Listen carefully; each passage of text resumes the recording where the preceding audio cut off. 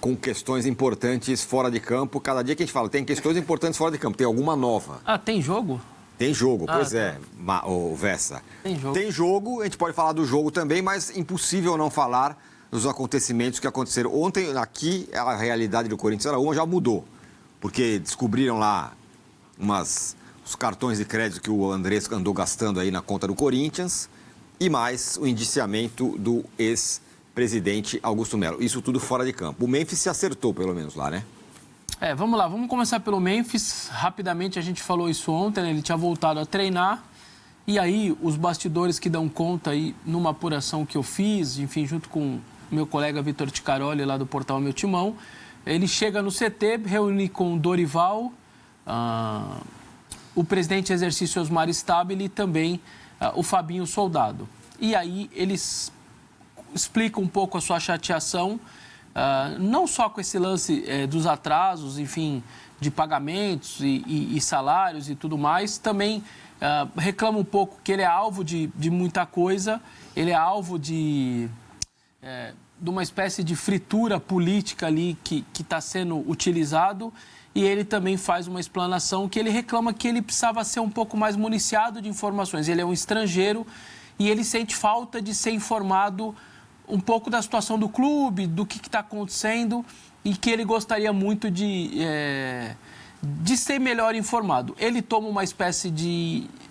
uma espécie de bronca ali da diretoria, do Osmar e tudo mais, explica que a falta que ele teve na quarta-feira não é possível de ser feita, toma uma espécie de punição. Aí não está muito clara se essa punição vai ser pecuniária, com dinheiro ou não, se vai ser... ou se ficou naquela coisa da punição e uma advertência, isso não está muito claro. Depois que acaba essa reunião, se troca lá, vai para o campo, e aí tem uma reunião com os jogadores no centro de um dos gramados do CT, e ali ele volta a falar para os jogadores o quanto que ele está chateado aí de estar sendo alvo dessa fritura em bastidores, em política e tudo mais. Lembra que o quanto esse negócio do pagamento de salário afeta todo mundo, então isso é uma briga dele, mas que também é uma briga que tem que ser uma briga dos jogadores também. Faz um meia-culpa, dizendo que sim, que ele errou e pediu desculpas aos companheiros por faltar na quarta-feira também. E deixa claro para todo mundo que quer continuar no projeto e tudo mais. A tradução no meio da roda, na nossa apuração, foi do André Ramalho, que trabalhou muitos anos na Europa, desenrola bem inglês, então o André foi ajudando e tudo que o Mendes foi falando aos jogadores foi sendo traduzido para o restante do grupo. O Osmar Stabile já não estava mais nessa segunda reunião, ele já tinha ido embora, estava só o Fabinho e o Dorival também. E aí, assim que ele termina de falar, de contar, de também fazer esse desabafo, que estava sendo alvo e que precisava ser um pouco mais informado como estrangeiro, os líderes do grupo também pedem a palavra. Então, o André Ramalho falou, Gustavo Henrique falou, Romero falou, o Garro também falou.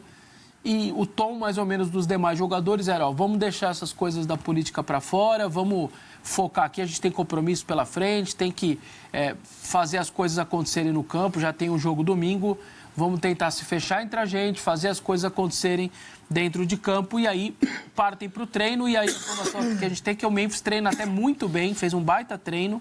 Agora de manhã está tendo outro treino, ele está no campo, tudo direitinho. Aliás, tem uma boa parte do treino aberto para a imprensa, e a imprensa está lá filmando e o Memphis está treinando. Então, me parece que essa situação de campo está um tanto quanto resolvida nesse sentido. Domingo tem jogo, e aí vamos começar a olhar os jogadores com outros olhares, né? Para o bem, para o mal, para o mais ou menos, esse foi bem, esse foi mal.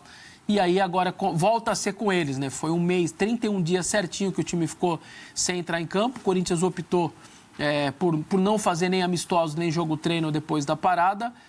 Para quem não entendeu, né, por que o Corinthians e outros clubes decidiram fazer isso, só uma explicação. O que eles argumentam se você faz um amistoso, você perde quase 5 dias de treino. Por quê?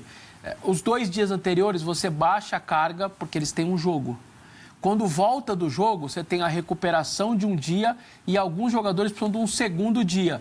Então, o que o Dorival optou? uma pancada, uma sequência de treinos sem parar, porque aí você consegue manter a carga cheia o tempo inteiro, e só agora, sexta e sábado, na véspera da volta do jogo, que você diminui ela para que os jogadores possam jogar no domingo. Então, essa foi a explicação. Isso é o campo. Me parece que, por incrível que pareça, por mais que o Memphis seja um gigantesco jogador, tudo que está sendo falado em volta dele, tudo que ele ganha, tudo que ele sempre é notícia, isso virou um assunto até quase que quase não é falado, porque tem toda essa parte do extracampo.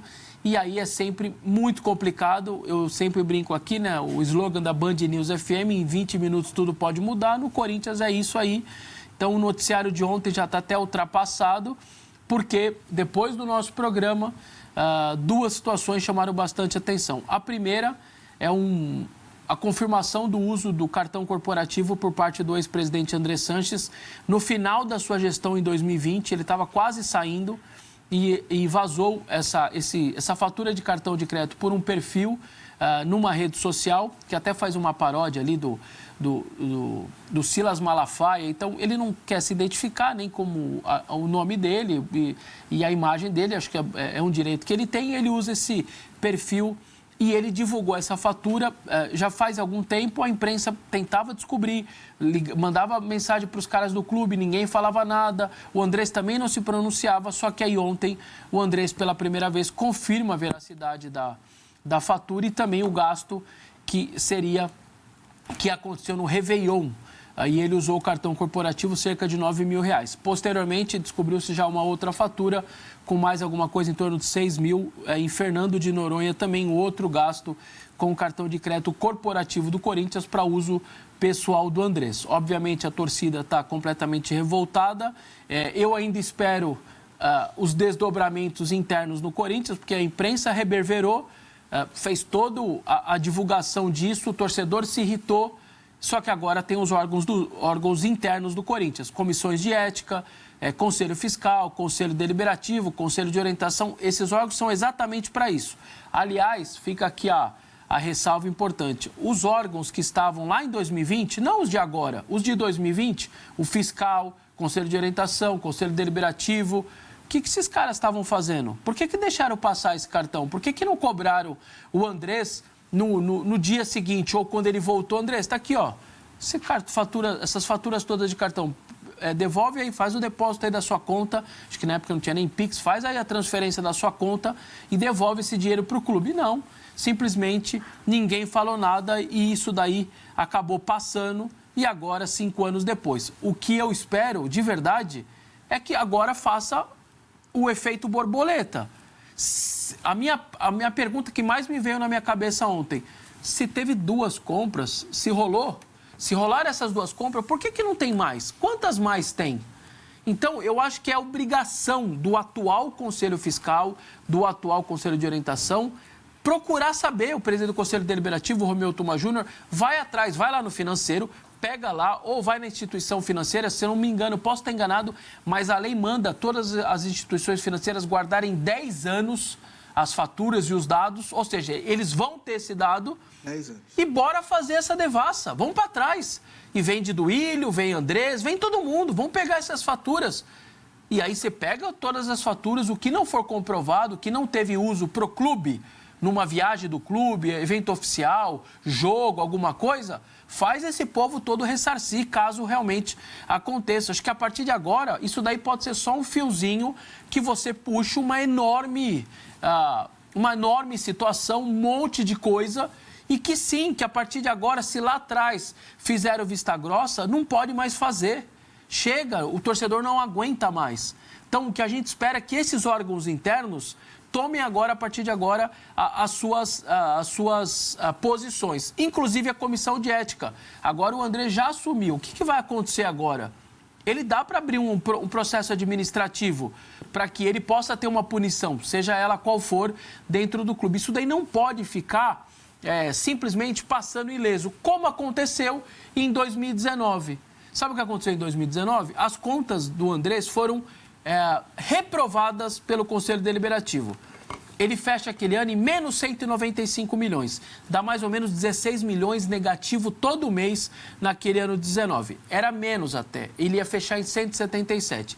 E eu apontei uma matéria no portal Meu Timão que eu denunciei que tinha 18 milhões de uma diferença de um processo que o Corinthians já tinha perdido na justiça e que não estava no balanço. O Corinthians refez, o Conselho Fiscal refez, o Conselho Deliberativo, o Conselho de Orientação e a Auditoria Externa refizeram um balanço depois da minha matéria e virou 195 milhões. Mesmo com um déficit desse tamanho, ele ainda perdeu e foi reprovado as contas por 2 votos. Mesmo dando quase 200 milhões negativos no ano. E aí, naquele ano, naquela votação, também foi feita a de 20. Era virtual, porque era pandemia. A de 20 conseguiram aprovar com déficit parecido, bastante, acima de 100 milhões também. A política fez reprovar o de 20, o de 19, por 2 votos, o que é inacreditável. E o de 20, eles aprovaram, porque é política. O que aconteceu? Como era pandemia, não se votou a de 19 em abril de 20, porque era pandemia, não podia se reunir. Foram votar as duas em abril de 21.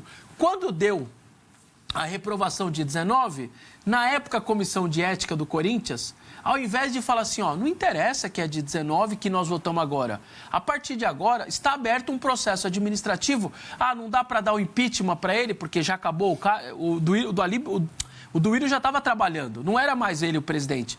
Mas não interessa, ó, ele não pode sofrer impeachment porque já acabou a gestão dele, mas nós vamos cobrar agora, a partir de agora ele vai ser cobrado por essa conta reprovada. Não, na época o presidente da Comissão de Ética era o André Luiz de Oliveira, um principal aliado aí do Andrés, o André Negão, e simplesmente, não, já foi, aconteceu, já mudou o presidente, deixa para lá e jogaram para baixo do tapete. E não aconteceu nada com o Andrés. E eu não estou falando de uma fatura de cartão, eu estou falando do ano inteiro financeiro do clube que foi reprovado e não aconteceu nada com o ex-presidente. Que era, o estatuto manda, reprovou a conta, automaticamente abre-se um processo administrativo que pode até culminar com o impeachment do presidente. Ele já não estava mais, tudo bem, pandemia, fez depois a votação. No mínimo alguma punição, fique lá 5 anos inelegível, 10 anos, eu não sei. O estatuto tem as suas punições. Na época não fizeram nada. Então, só que o mundo foi mudando. O mundo da rede social, dos canais de YouTube segmentado, dos perfis que cobrem, ninguém mais aceita esse tipo de coisa. Então, o que eu espero é que a partir de agora, que se isso fique só nesse cartão de crédito, só nessa linha do cartão, se é que vai ficar só nessa, que essas pessoas, a partir disso e da confissão do Andrés, que realmente utilizou e tal, tenha algum tipo de punição. É isso que o torcedor espera. Esse foi um dos casos de ontem. E o outro, muito grave, ou mesmo grave, ou muito grave para a instituição, é uma desgraça do mesmo jeito. Augusto Melo e outras 6 pessoas foram denunciadas pelo Ministério Público de São Paulo. Eles já tinham sido indiciados pela Polícia Civil e o Ministério Público, então, agora acatou. Eles estão qualificados em 3 crimes, entre furto, associação criminosa, enfim. Essas 7 pessoas, o Augusto, outros dirigentes do Corinthians e também 2 empresários, estão denunciados pelo Ministério Público de São Paulo, que pede também um ressarcimento de 40 milhões para o Corinthians. Então, para o Ministério Público, essas 7 pessoas simplesmente tiraram 40 milhões da instituição. E, além de tudo, está pedindo bloqueio dos bens e bancários e bens dessas pessoas todas.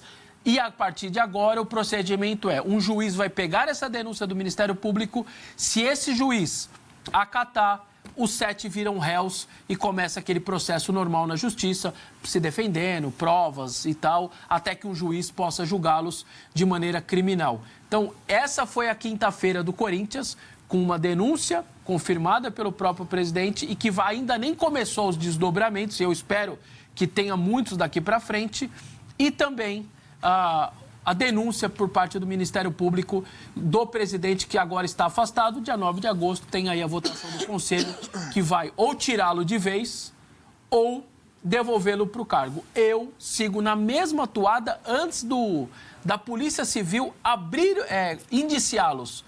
Eu não concebo um presidente do Corinthians indiciado em exercício, um presidente de exercício indiciado pela polícia e muito menos denunciado pelo Ministério Público. Eu não aceito, pode ser Augusto, André, se fosse um parente meu, não tem que ser. Não dá para ter um presidente com essa situação. Então, eu espero que os sócios do clube também tenham esse mesmo pensamento para o bem da instituição. E eu repito, se fosse Augusto, Andrés, meu pai, meu tio, qualquer um, não dá para ter nessa condição um presidente do Corinthians.